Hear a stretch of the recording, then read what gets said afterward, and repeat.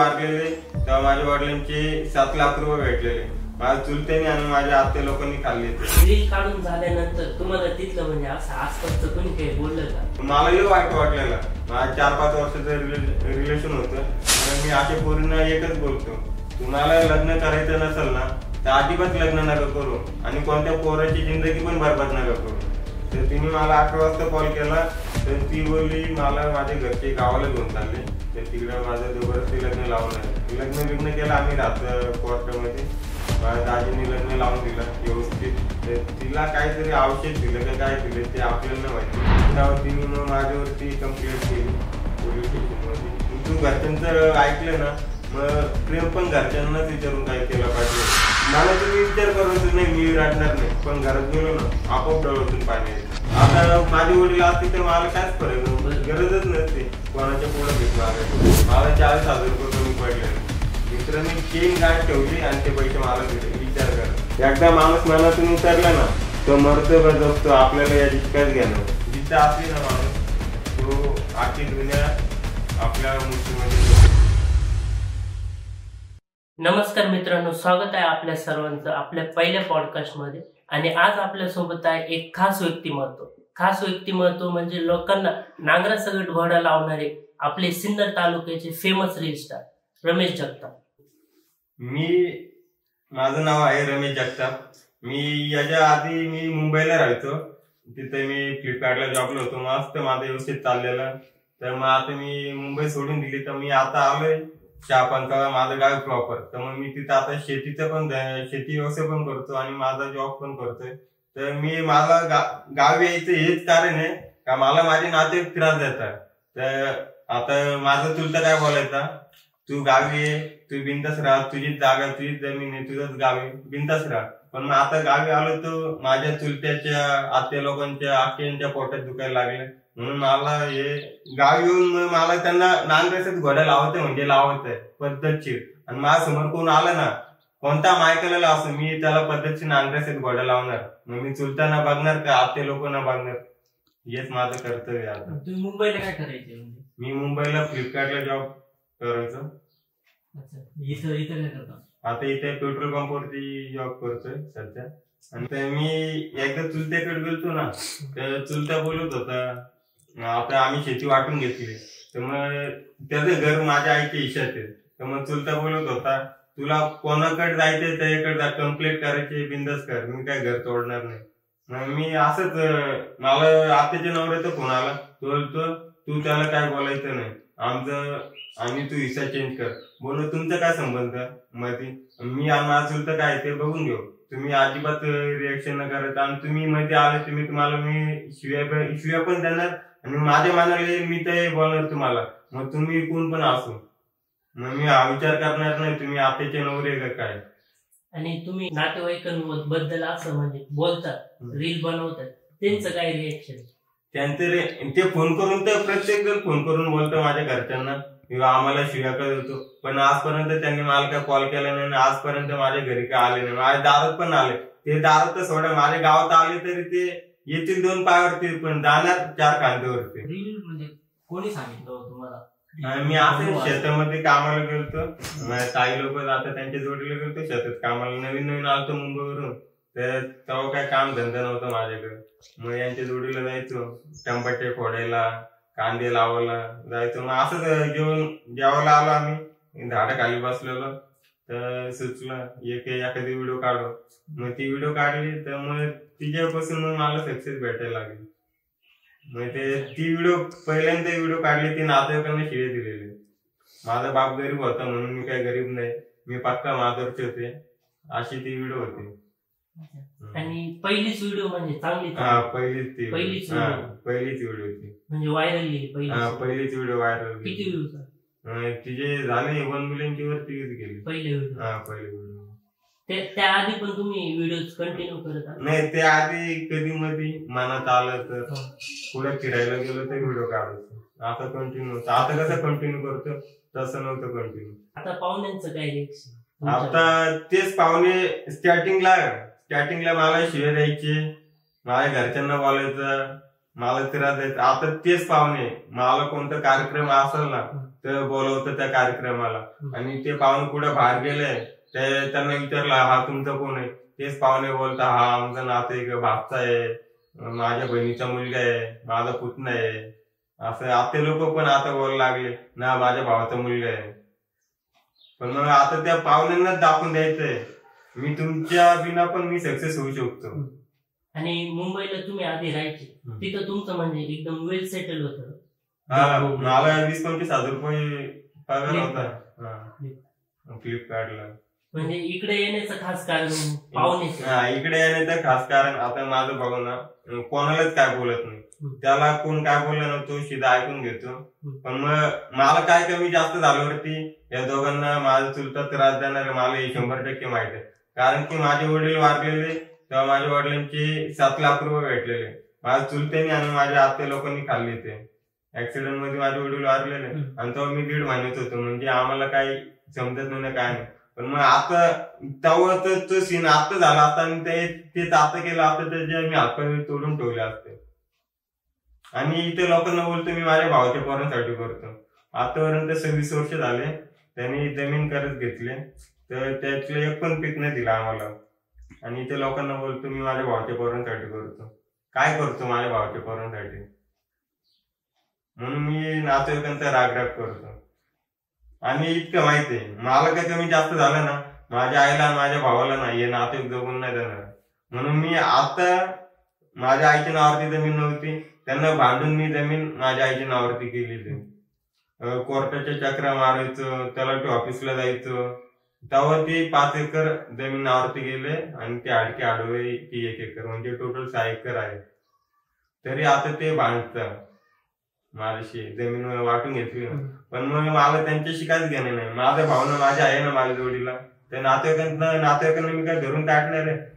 मला कमी जास्त झाल्यावरती माझ्या भावना आईचे नातेवाईक थोडी येणार आहे मला काय बघायला. भाऊ छोटा आहे का मोठा आहे? मोठा. तो गरीब आहे, तो माझ्या वडिलांसारखाच आहे. कोणाला उलटून नाही बोलणार कायच नाही बोलणार.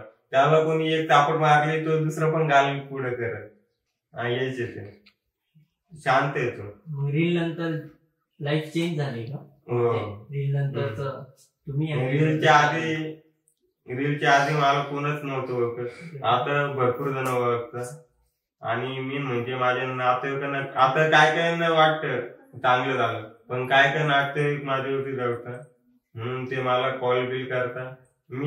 त्यांना मी एकच बोलतो तुम्हाला काय बोलायचं समोर येऊन बोला, फोनवरती मी एक शब्द का बोलणार नाही.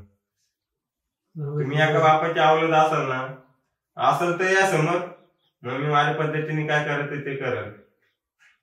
पण मग आजपर्यंत फोन आलेलाच नाही.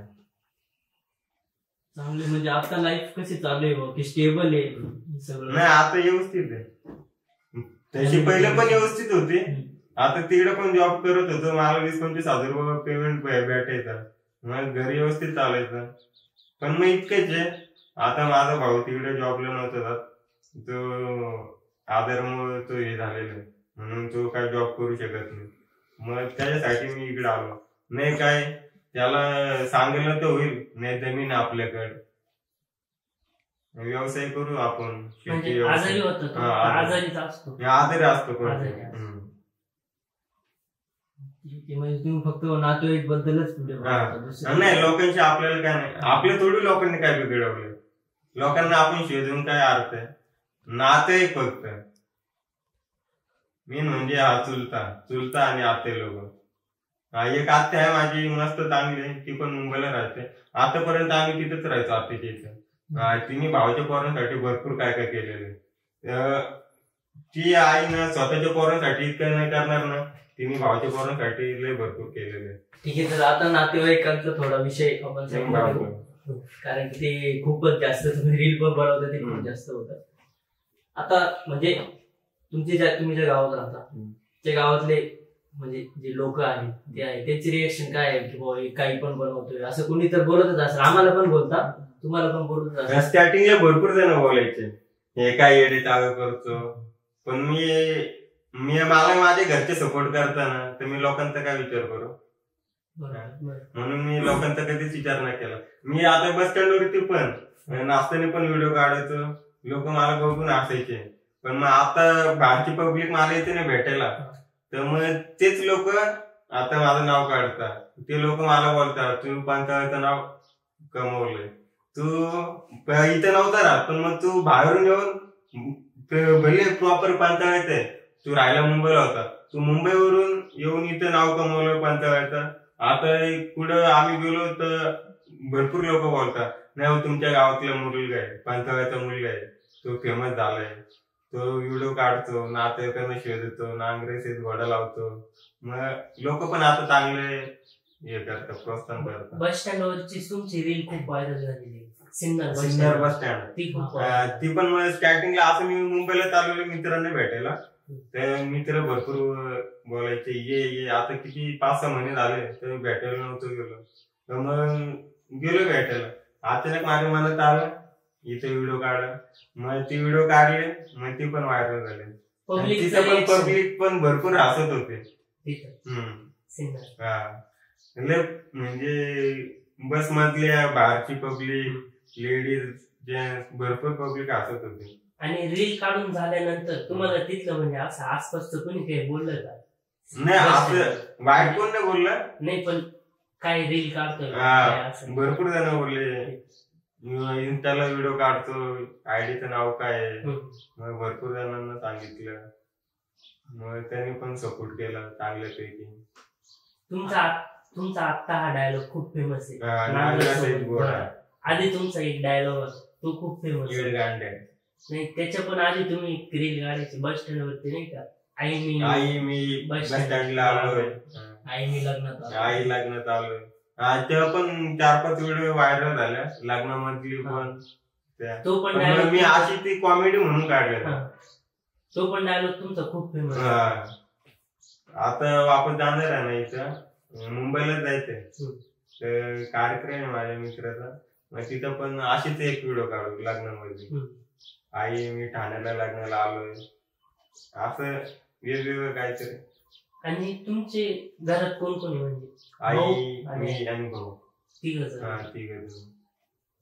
आणि आईचं काय रिएक्शन, म्हणजे आईला तुम्ही सांगितलेलं आहे का ती तुमचे रील्स बघती का कोणी येऊन सांगतं तिला? आमच्या बाजूला ते ताई लोक असतात, आता त्यांच्या मुलांकडे फोन आहे तर ते व्हिडिओ बघतात, तर मग ते येऊन सांगतात आईला.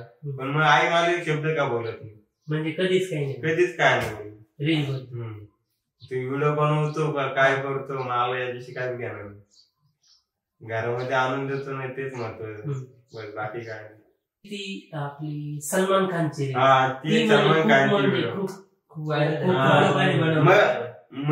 माझं म्हणणं तेच आहे पोरांना, आता काय पोरं गर्लफ्रेंडचा नंबर बायको नावाने सेव्ह करतात. मग मला त्यांना एकच सांगू इच्छिते, बायको नावाने नंबर सेव्ह केला तर काय म्हणून ती पोरगी तुम्हाला सोडून न जाणार?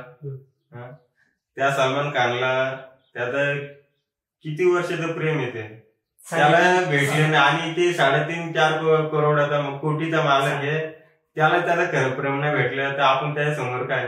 आपल्या इथं कायचे बांधते,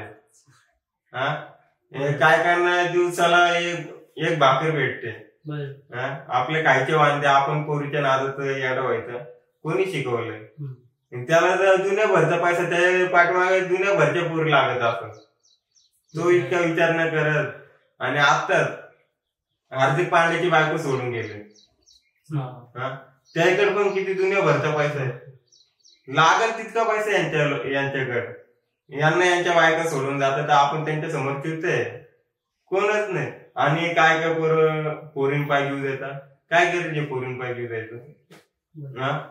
आणि ती थोडी आपल्या जोडीला आयुष्यभर राहिले, 1-2 वर्षाचे रिलेशन पाहिजे तुम्ही जीव देता, काय गरज आहे? आपल्या आईने 9 महिने पोटात ठेवलं आपल्याला आणि 25 वर्षापर्यंत आपल्याला पोचतंय, आपण काय बोलत नाही काय नाही, तरी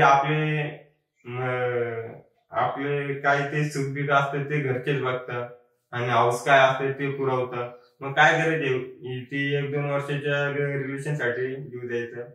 मग मी अशा पोरींना एकच बोलतो, तुम्हाला लग्न करायचं नसेल ना तर अजिबात लग्न नका करू आणि कोणत्या पोराची जिंदगी पण बरबाद नका करू. आणि काय पोरी ना फक्त टाइमपासच करतात, ते कधीच खरं प्रेम न करत. माझ्या जोडीला पण घडलेलं, पण मी आज हे कधीच विचार नाही केला जीव द्यायचा. मी काय जीव देऊ? ती तिच्या घरी खुश आहे, मी कशाला मला स्वतःला त्रास करून घ्यायला. तुमचा पण किस्सा झालेला आहे. मी कशाला स्वतःला त्रास करून. पण मग आता तीच पोरगी ना माझ्या पाठवायला लागली, मला तुझ्या जोडीला राहायचंय. मला ती सोडून गेलं तर त्याचा पश्चाताप झालता भरपूर. मला लय वाईट वाटलेलं. माझं 4-5 वर्षाचं रिलेशन होतं म्हणून मला वाईट वाटलेलं.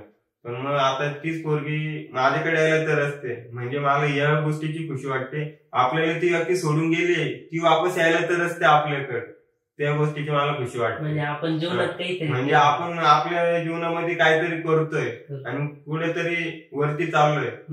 आता भरपूर जण आहे ते एखाद्या पोराला पोरगी सोडून गेली तर ती लवकर येत नाही, कॉल पण न करत, मेसेज पण न करत. ती दुसरा बॉयफ्रेंड बघते, त्या जोडीला राहते, त्याला पण कधी सोडून जाते तिसरा. पण मग तीच पोरगी मला कॉल करून मला बोलते, मला तुझ्या जोडीला राहायचंय. तिला मी इथून हात जोडले, तू तुझ्या घरी खुश, मी माझ्या घरी खुश, इतकं बस, बाकी काय नाही. अजून पण मला कॉल येतात तिचे, पण मी म्हणून अनोळखी नंबर उचलत नाही. तिच्या पाय अनोळखी नंबर उचलायचं बंद केलं. आता भरपूर जण मला कॉल करतात, पण मग चुकून तिने कॉल केला वापस ती बोलणार नाही मला राहायचं तुझ्या जोडीला, नको मला सोडू. मग ते त्यापेक्षा तू माझ्या लाईफ मध्ये नसली ना ते, पण ती माझ्या लाईफ मधून गेली ना तर मी आता सक्सेस झालोय. कारण की ती होती तर मी काय तिकडे असतो, काम धंदाच केला असता. काय झालं होतं? आमचं 4 वर्षाचं रिलेशन होतं. तर त्यांच्या दिवशी 11 वाजता तिने मला कॉल केला. तर मी ना तिला काय बोललेलो, थोडे दिवस माझ्या भावाचं लग्न व्हायचं बाकी अजून. तर तिने मला 11 वाजता कॉल केला. तर ती बोलली मला माझ्या घरचे गावाला घेऊन चालले, तर तिकडे माझं जबरदस्ती लग्न लावणार आहे. बोललो घरच्यांना तू सांग समजावून, घरचे नसेल ऐकत तर मग बघू आपण. ती काय घरच्यांना कायच बोलली नाही, एक शब्द का बोलली नाही. ती बोलली तू माझ्यावरती प्रेम करतोय का? मी तर बोललो आता 4 वर्ष मी तुझ्याच जोडीला राहतोय, म्हणजे मी तुझ्यावरती प्रेम करत येत असेल ना. मग ती बोलली मग आता पळून जाऊ आपण. माझ्या डोक्याला अजून टेन्शन आलं, पळून जायचं बोललं खावे. मग मी 12 वाजता तिथून मुंबईवरून निघलो, डायरेक्ट राहता माहित असेल तुम्हाला, तिथून डायरेक्ट राहताला मी 3-4 वाजता पोहोचलो. तर मग लग्न केलं आम्ही राहतं कोर्टामध्ये. माझ्या दाजींनी लग्न लावून दिलं व्यवस्थित. तर मग 20-25 दिवस इथे राहिलो. मग वापस मुंबईला गेलो. मुंबईला गेल्यानंतर 1-1.5 महिने व्यवस्थित चाललेला आमचं. तर तिचे घरचे आले तर मी जॉबवरती होतो. घरचे आले, एकदा आले, बहीण आत्या भेटून गेले, तेव्हा एक शब्द काय बोलली नाही ती मला, म्हणजे खुश होते ते. पण नंतर ते चुलती आलते ना, तर तिला काहीतरी औषध दिलं का काय दिलं ते आपल्याला नाही माहिती. पण मग त्या दुसऱ्या दिवशीपासून ती डायरेक्ट चेंजच झाली. म्हणजे ती माझा रागच करायला लागली. तिचे चुलतीने तिला काय सांगितलं काय नाही सांगितलं ते XYZ. पण मग त्यानंतर ती माझा रागच करायला लागली. नाही तेव्हा कायच नव्हतं. आणि तेव्हा तिने मग माझ्यावरती कंप्लेंट केली पोलीस स्टेशन मध्ये. त्यांनी माझ्यावरती जबरदस्ती केली, जबरदस्ती मला घेऊन गेला. पण मग ती गोष्ट आपण केलीच नव्हती. आता तिला बदलायचं असतं तर लग्न करून गेलो आम्ही, पोलीस स्टेशन मध्ये जमा झालोय, तेव्हाच ती बदलली असते. मग तेव्हाच मी 12च्या भात गेलो असतो. पण मग ती 2 महिन्यानंतर ती बदलली. पण मग मला तिला एकच म्हणणं होतं, तू घरच्यांना विचारून, तू घरच्यांचं ऐकलं ना, मग प्रेम पण घरच्यांनाच विचारून काय केलं पाहिजे होतं. विनाकारण दुसऱ्याची जिंदगी बरबाद करायला तुला कोणी अधिकार दिला? माझी तर झाली असते, पण मग मी तिथं थांबलो. आणि तिथं थांबलो नव्हतं मी पण दारू पी जीव दे, मग माझ्या घरच्यांना तो त्रास झाला असता. मी माझ्या जीवाशी गेलो असतो, तिला काय फरक पडला नसता. ती एकदा गेली माझ्या आयुष्यामधून, तिला कायच फरक नसता पडला. पण मी माझ्या घरच्यांना त्रास झाला असता. घरच्यांना सपोर्ट करायला कोण आहे दुसरं? मी एकट्याचे. म्हणून मग मी त्या पोरीचा विषय पण मग तेव्हा ना मला माझ्या मित्रांनी भरपूर साथ दिला. मी कंटिन्यू 6 महिने डिप्रेशन मध्ये गेलो. 6 महिने डिप्रेशन मध्ये गेलो तर मला मी घरात गेलो ना तरी मला तुम्ही विचार करायचो नाही मी रडणार नाही, पण घरात गेलो ना आपोआप डोळ्यातून पाणी यायचं, आपोआप अंग असं वाटायचं अंगामध्ये जीवच नाही. पण मग मित्राने रत्नागिरीला घेऊन गेला मला. मग तिकडं 1-1.5 महिने राहिलो. ठाण्याला मित्राचाच फ्लॅट आहे तिथे राहिलो 15 दिवस. मग तेव्हा बरं वाटलं. मग आता ठरवलं, तेव्हापासून ठरवलं कोणत्या पोरीकडनं अजिबात बघायचं ना, कोणत्या पोरीला आपल्या लाईफ मध्ये पण नेऊन द्यायचं. भले लास्ट पर्यंत सिंगल ते सिंगल, आपल्याला तर लग्न करायची पण इच्छा नाही आता, लास्ट पर्यंत सिंगलच मारायचा. म्हणजे रील्स बनवण्याच्या आधी, व्हिडिओज काढण्याच्या आधी पण तुम्ही म्हणजे खूप स्ट्रगल केले पर्सनल लाईफ. मी 6वी पासून काम धंदा करतो. आता मी हॉस्टेलला होतो तर हॉस्टेलमध्ये गहू पेरायचे सर लोक, मका, कापूस. तर आम्ही मित्र कापूस पण घ्यायचो, मकाची कुटी पण करायचो, सगळं करायचो. तुमच्यावरती जबाबदारी खूप लवकरच पडली. आता वडील असल्यामुळे त्रास होतोच. आता माझे वडील असते तर मला कायच फरक, गरजच नसते कोणाच्या पुढे भीक मागायची. मी कशाला माल चुलताला जे शिवाय दिला असतात. माझे वडील असते तर मग माल चुलता आणि वडील बघून घेतलं आपलं काय त्रास पण नसतो. आपला आदर जातोच ना. वडील पाहिजेलच. भले वडील व्यसनी असू नाही तर कसं पण असो, वडिलांचा हात पाठीवरती असला ना ते म्हणजे आपल्याला धाक पण असतो ना, आपले वडील आहे घरी, आपण या गोष्टी केल्या नाही पाहिजे. या गोष्टीपासून आपल्या घरच्यांना त्रास होईल, या गोष्टी आपण नाही केल्या पाहिजे. महत्वाचे वडील पाहिजे. पण मग त्यांना वडील नाही ना. आता काय जणांना वडील आहे पण ते पोरं वडिलांना मारतात, शिव्या देतात. आता भरपूर जण आमच्या जोडीला पण असे पोरं आहेत ते वडिलांना शिव्या देतात, वडिलांना मारतात, असे लय घाणघाण बोलतात. पण आम्हाला माहिती आहे आम्हाला वडील नाही ना, आम्हाला माहिती. यांना काय माहिती, तेव्हा यांच्या डोक्यावरून यांच्या बापाचा हात गेला ना तेव्हा यांना समजेल वडील ही चीज काय असतं. आता वडिलांना बोलून फायदा नाही, ते झालं. तुम्हाला खरंच मानलं पाहिजे. भावा पेट्रोल पंपवर जॉब करतो, प्लस शेती पण करतो, घरात आईला पण सांभाळतो, घर बघतो, शेती बघतो, पंपावरती जॉब पण करतो, वरून त्याचं रील्स पण काढतो, रील्स वगैरे व्हिडिओ. म्हणजे आता पुढे काय करणार आहे तुम्ही कॉन्टेंट क्रिएशन मध्ये? काही वेगळं करणार आहे? आता वेगळं करायचं प्लॅन आहे माझा. पण आता हे कसे शेतीचे काम चालू आहे ना, म्हणून शांत बसलो ना तेव्हा मग मला वेगळं सुचतं. असं नुसतं धावपळ असले ना, आमच्या बरोबर तेच आम्ही कामात असून आम्हाला पण सुचत नाही काही. नाही आता माणसाच्या पाठीमागे हे बघा शेतीचे काम आहे, कामाला जायचं. आणि कामावरती कसं एक येतो काढा फोटो, ते करा हे करा, आणि गर्दी असली तर मग ते डोकं चालत नाही. आणि कामावरती डोकं ठेवलं तर मग हिसाब क्लिअर लागतो. आणि इकडे तिकडे विचार करत बसलो ना आपण, एखाद्या गाडीचे पैसे घ्यायचे विसरतो, पैसे मायनस मध्ये जातात. मग कामावरती असलो ना मी कोणताच विचार करत नाही, फक्त काम भला आणि आपण भला. नाही पण मग माणसाने ना काय ना काही केलं पाहिजे तर माणूस सक्सेस होतो. नुसतं शांत बसून त्या गावात पोरांच्या जोडीला फिरा, तिथं बसा, दुपार संध्याकाळ बसा, या घरी, मग याला अर्थ नाही ना. मग तो माणूस आयुष्यामध्ये कायच करू शकत नाही. मग प्रत्येकाला त्रास होतो, मी बोलत नाही त्रास फक्त पोरांनाच होतो का पोरींनाच होतो, प्रत्येकाला त्रास होतो. पण मग त्या त्रास सहन करायची पण सहनशक्ती पाहिजे. आणि मेन म्हणजे जिद्द पाहिजे. आपल्याला हे केलंच पाहिजे, आपण या मार्गावरती गेलंच पाहिजे. जिद्द असली ना माणूस तो आखी दुनिया आपल्या मुठीमध्ये करू शकतो. पण मग त्या पोराकडे जिद्दच नाही, तो पोरग आयुष्यभर असंच राहील.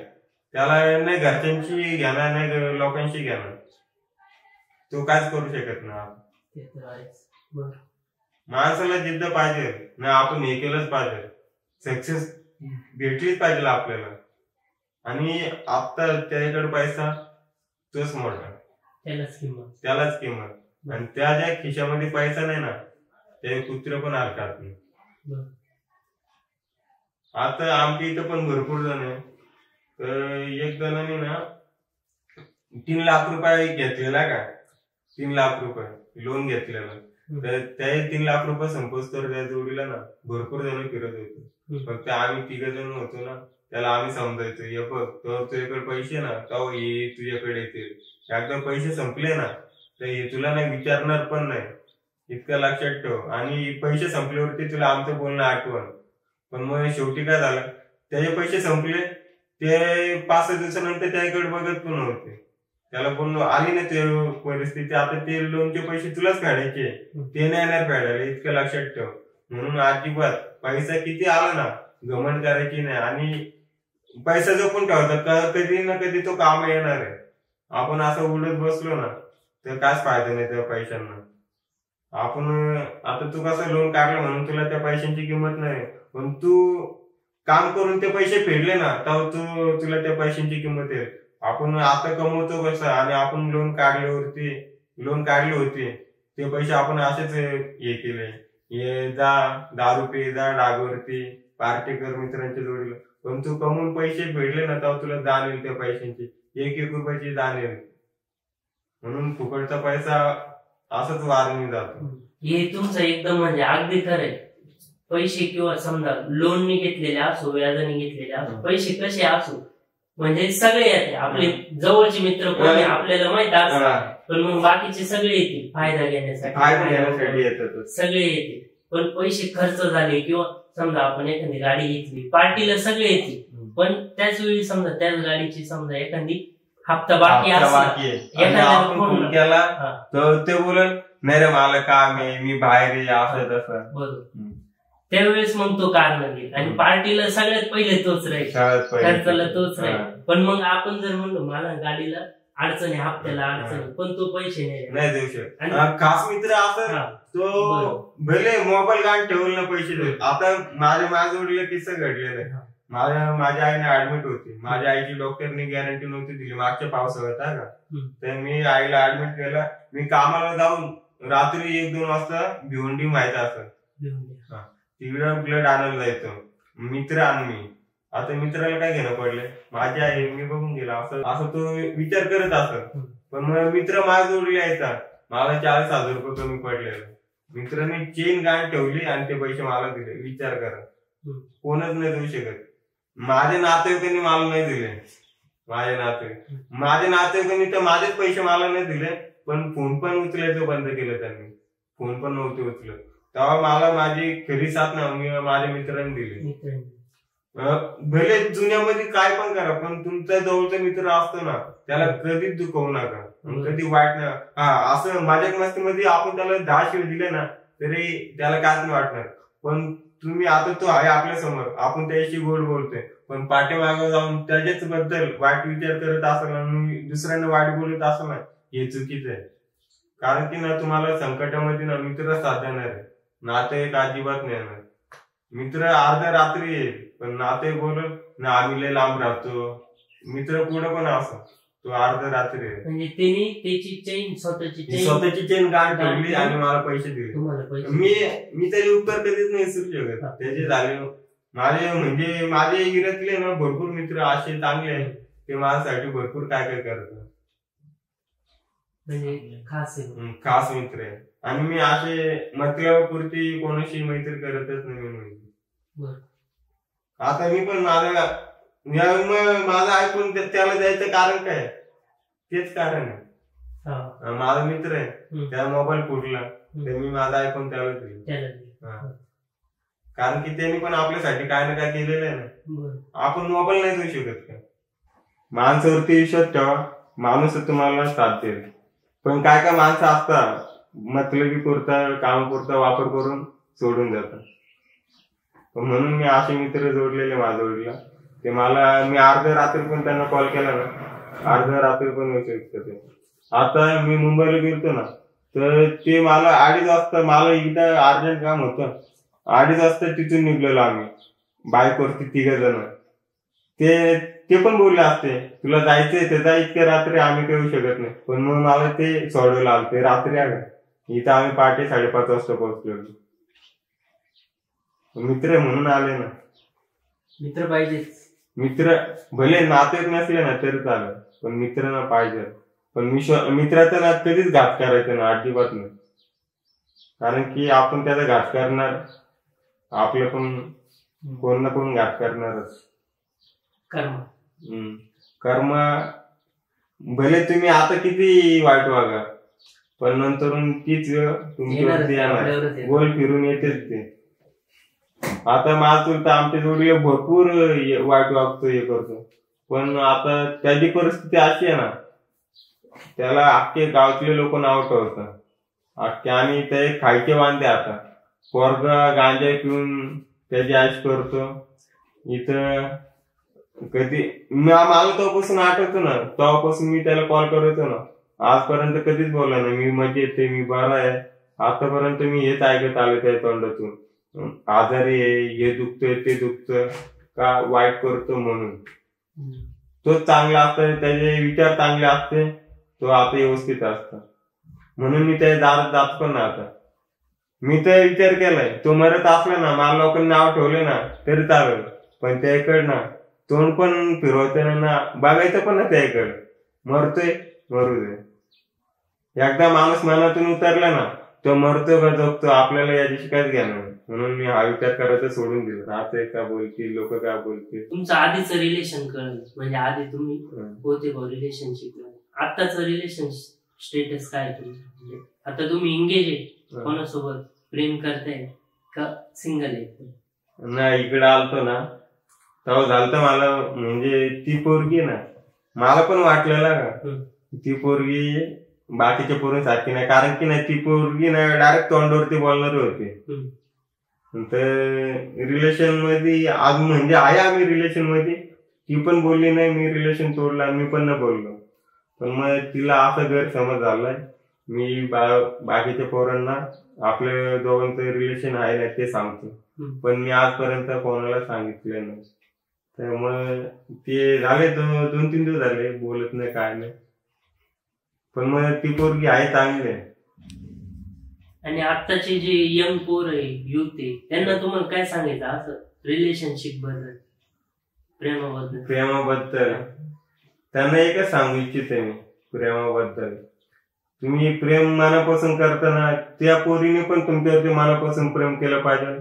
हा, कोणती पोरगी तुम्हाला तुमच्याकडे येऊन प्रपोज मारत असेल ना, तुम्ही एकच बोलायचं तिला, आता लग्न करू, प्रेम लग्नानंतर पण होतं, करू शकतो प्रेम लग्नानंतर, खरी बात आहे ना. मग तुम्ही हा विचार करता नाही, आधी प्रेम करू, लग्नानंतर करू, म्हणून तर त्या पोरीला पण मग दुसरा पोरगा भेटतो, ती जाते सोडून. हा देवता सारखा दारू पिणार, नशा करणार, याच्या डिप्रेशन मध्ये जाणार, काही मनात विचार आला तर जीव देणार. मग या गोष्टी नको व्हायला, म्हणून तुम्हाला त्या पोरीवरती प्रेम आहे ना, तुम्ही डायरेक्ट तिला बोला माझ्याशी लग्न कर, म्हणजे लग्नाचा प्रस्ताव टाका. मला आता हे महत्व आहे, म्हणजे रिलेशनशिप पेक्षा डायरेक्ट लग्न ते बेटर, ते मस्त आहे. म्हणजे कोणालाच त्रास नाही ना, घरचे तयार झाले तर तुमच्यासाठी पण चांगलं आहे. आणि आपण त्या दिवशी तिला बोलू लागणार तर ती हा बोलली तर ठीक आहे, आणि वापस तुम्ही 2-3 दिवसांनी विचारलं ती बोलली हा लग्न करू, तर तुमच्यासाठी चांगले आहे. आणि समजा ती नाहीच बोलली तर आपल्या ती मनामध्ये नसेल इतकी, म्हणजे त्या पोराला पण काही इतका त्रास होणार नाही. आता रिलेशन मध्ये असलो कसं 2-3 वर्ष रिलेशन मध्ये राहतो लोक पोरं, मग ती सोडून गेल्यावरती मग तो त्रास होऊ नये म्हणून मग हा ऑप्शन योग्य आहे. आणि आता तुमच्यावरती खूप हे निघायला लागले रोड स्टुडिओ, त्याच्याबद्दल तुम्हाला काय सांगितलं? बघितले, भरपूर म्हणजे चांगले क्रिएटरांनी केलेली, म्हणजे मोठे ज्यांचे मिलियन्स मध्ये सबस्क्रायबर, त्यांनी पण तुमच्यावरती बनवली रोड स्टुडिओ. त्याच्याबद्दल काय म्हणायचं तुम्हाला? मला पण ते व्हिडिओ बघून तुम्ही फ्रेंडली घेते ते व्हिडिओ बघून मला पण हसायला होतं. म्हणजे मला असं वाटतं, म्हणजे कुठेतरी आपण वरती चाललो, म्हणजे कोणतरी बघते आपल्याला. आणि आपले व्हिडिओ इतके मोठे फेमस झालेले लोक, त्यांचे फॉलोअर्स पण जास्त आहे, ते लोक आपले व्हिडिओ हे करतात, बघते. करून एडिट करून टाकता हा. म्हणून त्या गोष्टीची मला खुशी वाटते. सलमान खानची रील ती सलमान खानची रिएक्शन आहे, एवढे रील भरपूर रिएक्शन आहे तिच्यावरती. ती गेले मिलियनचे 2 काही किती मिलियनच्या वरती गेलेले आहेत. एक रील स्टार आहे, नाव नाही घेणार, ते फक्त तो मुलगा फक्त तुमचं वरती तुमचं हे राहतं, तुमचं म्हणजे रिएक्शन देतो त्याच्यावर. तो बघितला असं डायलॉग माझा आहे आणि तो फक्त रिएक्शन करतो. तो फक्त रिएक्शन म्हणजे माझ्या मित्राचा व्हिडिओ कॉल आलाय आणि ब्रेकअप झाल्यानंतर झाल्यानंतर माझा मित्र सांगू राहिला, ज्ञान देतोय असं. आता ते त्यांना चांगलं वाटतंय. आपल्याला आपल्यापासून दुसरं खुश असेल ना तर मला काहीच प्रॉब्लेम नाही. आता आणि त्याला माझ्यापासून त्रास होतोय ना, माझ्यापासून तर कोणाला बाकीच्या लोकांना काहीच त्रास नाही, कोणालाच नाही, माझ्या मित्रांना नाही, माझ्या घरच्यांना नाही, फक्त नातेवाईकांना. म्हणून मी नातेवाईकांचा विषय बाजूलाच करून ठेवलेला आहे. आपल्याला याची काहीच घेणार म्हणजे तुम्हाला रोस्ट व्हिडिओचं रील वगैरे असं म्हणजे काहीच वाटत नाही, काहीच नाही वाटत, एकदम फ्रेंड एकदम. मला आता माझेच मित्र मला ते व्हिडिओ पाठवतात, तुमचेच माझेच व्हिडिओ आता कोण क्रेप करून टाकते तेच व्हिडिओ मला पाठवतात. पण मग आता ते पण माझे मित्र पण पुढे बाहेर गेले ना फिरायला, ते पण छाती ठोकून सांगता नाही हा आमचा मित्र आहे, कारण की त्यांचं पण नाव आलंच ना कुठेतरी. दिवस म्हणजे सकाळपासून तुम्ही संध्याकाळपर्यंत काय करता असं पूर्ण सांगा. सकाळी उठतो 6 वाजता. सकाळी उठलो 6 वाजता तर 8-8:30 वाजेपर्यंत व्हिडिओ काढतो, 3-4 व्हिडिओ काढतो. नंतर कामावरती जातो. कामावरती गेलो तर मग पेट्रोल पंपवरती पेट्रोल टाकायच्या गाड्यांमध्ये. मग 1 वाजता घरी आलो, शेतावरती जातो, जेवण करून मग शेतात काय आहे नाही ते बघतो. आता भरपूर जण गाया असतात, लोकांच्या शाळा वेळ असतात, ते चारले जातात. आपल्या शेतात नाही यावं म्हणून, कारण की सोयाबीन आहे, मका आहे, आणि गवत असतं तर आता मागच्या वेळेस गवत होतं म्हणून कोणाला काय बोलत नव्हतं. म्हणून आता आपली पण नुकसान नको व्हायला, आपण पण कष्टानेच करतो, आपल्याला काय वाराचा पैसा नाही म्हणून मग तिथे रोज लक्ष द्यायचं. मग तिथून आलो 2 वाजता तर मग वापस आपली ड्युटी 5 वाजेपर्यंत करायची. मग 5:30 वाजता घरी यायचं, फ्रेश व्हायचं, जेवण करायचं, मित्रांचे कॉल आले तर बोलत बसायचं, नाही झोपून घ्यायचं. चांगलं म्हणजे सेटल आहे सगळं. आणि म्हणजे असं कोणताच त्रास नाही. रील बनवायचं म्हणजे तुमचा टाइम कसा आहे? रील बनवायचं सकाळी 8-8:30 वाजेपर्यंत. पोस्ट काय टाइम आहे तुमचा? 9-10 वाजता टाकतो. म्हणजे कुठे बघितलेलं आहे, कोणी सांगितलेलं आहे का तुम्हीच टाकतो? नाही, मी टाकतो. नाही, आजपर्यंत मला कोणी सांगितलंच नाही तू व्हिडिओ असे बनव तसे बनव, कोणीच नाही. म्हणजे पहिल्यापासून की 10 वाजता टाकतो टाइम असं नाही? नाही, 10 वाजता टाकतो मी.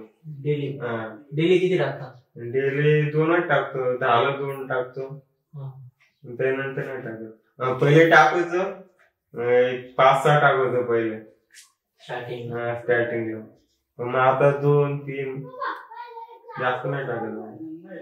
चालतंय. रीलला तुमचे म्हणजे काय होते व्ह्यूज वगैरे, लाईक्स? सर्वात पहिले आता तर चेक नाही केली, पण मग मागच्या वेळेस चेक केली ना तर 78 होते आणि व्ह्यूज मिलियनच्या वरती होते. म्हणजे तीच फर्स्ट होती का? त्या आधी पण बनवले त्याच्या आधी असं गाणे बिनांवरती त्याला कमी यायचे 10-20 लाईक, 5-50 व्ह्यूज, 5-50 व्ह्यूज यायचे. एकदा माणसाला पैसा दिसा लागला ना, माणूस कॉलेज विलेज काय नाही. आणि तेव्हा मला 200-300 पण वाटायचे. 200-300 आपल्या लवकर 5 रुपये बघायला भेटत नव्हते, तर 200-300. आणि आताच्या पोरांना ना 100 रुपये दिले ना, बारीक पोरांना का तरी त्यांना काय नाही वाटत. तर बोलतं हे काय कागद आलंय, आणि आपल्याला तेव्हा 1 रुपये भेटला ना तरी आपण इतकं खुश व्हायचो ना. आता मी तर सगळ्यांना सांगतो, मला आईने 1 रुपये दिला. 20 रुपयाची नोट 200 वाटायची, 200ची नोट 2000. पण मग आताच्या बारीक पोरांना 100 रुपये पण दिले ना तरी त्यांना काहीच नाही वाटत. आता 5 मिनिटात ते खर्चून येऊ शकतात. तसं आपण ते पैसे जपून ठेवतो, काय नंतर काम येईल आपलं तसं. आणि तेव्हा मग कामाला जायला लागलो आणि घरची परिस्थिती वाईट असल्यामुळे मग मी कॉलेज पण सोडून दिलं. मग काम धंदा घरच्यांना पण सपोर्ट, मग त्यामुळे मी कॉलेज सोडून दिलं. आणि नंतर पगार पण वाढलेला माझा. आणि आधीपासून तुम्ही पंपावरतीच आहे का? इथं आल्यापासून इथं आलो ना, पहिले MIDC ला कामाला जायचो, मुसळगाव माळगाव MIDC. त्यामुळे तिथं ना 3 महिने काम केला. त्यामुळे ती कंपनी ना, तिथं आजच्या कंपन्या केमिकलच्या होत्या. तर बाजूच्या कंपनीमध्ये आग लागली. बोलो काय भरोसा, हिला पण कधीतरी आग लागल. आपण कमवू इथं 12-13 हजार रुपये, एकदा आग लागली आपला जीव गेला तर कोण 12-13 महत्वाचे का आपला जीव महत्वाचा. मग ती कंपनी सोडून दिली. मग इकडे आलो. मग यांच्या जोडीला कामाला जायला लागलो. काही लोक राहतात बाजूला, त्यांच्या जोडीला तरी रोज पडायचं 500-600 रुपये. नंतर काम पण बंद झाले. मग पेट्रोल पंपवरती कामाला लागलो. मग आता चालू व्यवस्थित. पण मग थांबायचं ना पुढे, थांबलं तिथं कपला, मग थांबायचं नाही. म्हणजे आता पैसा भेटतोय इंस्टा वगैरे नाही, इंस्टावरून तर नाही भेटत. पण मग असं सॉंग बिंग काढले, पुढं मुलाखतीला बोलवलं तर याचे पैसे भेटतात. पुढे स्पॉन्सरशिप वगैरे अजून आलेली नाही का? ऍड वगैरे म्हणजे आलं नाही का? नाही, ऍड भेटलेली गेमची ऍड होती. पण मग ते बोलत होते पहिले व्हिडिओ बनवा तुम्ही, ती व्हिडिओ आम्हाला पाठवा, मग तुम्हाला आम्ही तुमची रक्कम आहे ना ती देऊ. मी आजपर्यंत समोरची ती व्यक्ती ना, तर ती माझ्या मनात बसत नाही ना, तर मी तिच्यावरती विश्वास ठेवत नाही. मग तुम्ही तर फोनवरती कॉन्टॅक्ट करता, तुमच्यावरती कसा विश्वास ठेवणार? बरोबर आहे का? आणि समजा मी व्हिडिओ बनवलाय 4-5, तुम्हाला पाठवलाय, तुम्ही फोनच उचलायचे बंद केले, तर मग मी कोणाला फोन करणार? म्हणजे तुम्ही आमच्यावर विश्वास ठेवला नाही पहिले. नाही, पण मग आता ठरवलंय, आता किती संकट आले ना, मागं कधीच न बघायचं, पुढं आलं ना पुढंच बघायचं. आणि त्या दिवशी मागं वळून बघितला, त्या दिवशी माझे लाकडं भाषणात. म्हणून ठरवलंय ते करायचं, ते आपल्या हिमतीवरतीच करायचं. भले कोणी सपोर्ट नाही केला ना तरी चालेल, आपल्या हाताला पायात दम आहे ना बस. आणि आपले तर जाऊ दे, आपले खास मित्र आपले जोडले तर बाकीची काय काय ना, आपल्याला मित्र सपोर्ट करतात. आणि तुमचं म्हणजे शाळेत तुमचं असंच कॅरेक्टर होतं, म्हणजे असंच बोलायचे, सर्व गोष्टी अशाच शाळेमध्ये असंच होतं. शाळेमध्ये पण मग माझं असं वागणं ना प्रत्येकाला आवडायचं, कारण की मी तोंडावरती बोलायचं. मागे कधीच कोणाशी, आता समजा तुम्ही माझे मित्र आहे तर मी तुम्हाला तोंडावरती गोड बोलणार, मागे जाऊन वाईट बोलणार, हे असं मी कधीच केलं नाही. माझ्या जन्मात पण नाही. का आहे ना ते, भले मी 10 शिवाय देणार समोर, पण वाईट तुमच्याबद्दल कधीच बोलणार नाही. आणि माझं नाही असं वागणं ना, सर लोकांना, मॅडम लोकांना माझे भरपूर लाड करायचे. आता आम्ही हॉस्टेलला होतो तर सर लोक मला कधी कधी फिरायला घेऊन जायचे, मला माझ्या मित्राला. खर्च सगळं तेच करायचं. आता आमच्याकडे काय पैसे असणार आहे, खर्च पण ते खाण्यापिण्याचा सगळं खर्च तेच करायचे. आता आपण ही व्हिडिओ टाकणार आहे आणि या व्हिडिओच्या कमेंट बॉक्स मध्ये काहीतरी लोक बोलतील तुमच्याबद्दल, काहीतरी शिव्या वगैरे काहीतरी बोलतील. काय सांग, लोक बोलायला येतातच, पण लोक काय पोसायला येत नाही. आपल्या मनाची खुशी, आपण कसं वागतो कसं नाही, आपल्याला चांगलं वाटतंय ना. लोकांचं काय, लोक आज बोलतील, लयच लोक 2-3 दिवस बोलतील, नंतर विसरून जातात. तर मग ते सपोर्ट करतात त्यांना तुम्ही एक शब्द काय बोलत नाही, पण ते कमेंट मध्ये शिव्या देता. खास करून आख्या बाई, सागर, तुम्हाला आधीच सांगतो या व्हिडिओ पासून तुम्ही लांबच राहा. तुम्ही अजून अंड्यातून बाहेर नाही निघलेले तर तुम्ही या व्हिडिओ पासून लांबच राहा. तर ते वाईट कमेंट करताना त्यांना मी नांगरासात घोडा लावणार म्हणजे लावणार, कसम पैदा करण्यावाले की. आणि तुम्हाला तितकी ताकद लावायची ना, बिंदास लावा. मी बघतो तुमच्यामध्ये किती दम आहे आणि किती नाही.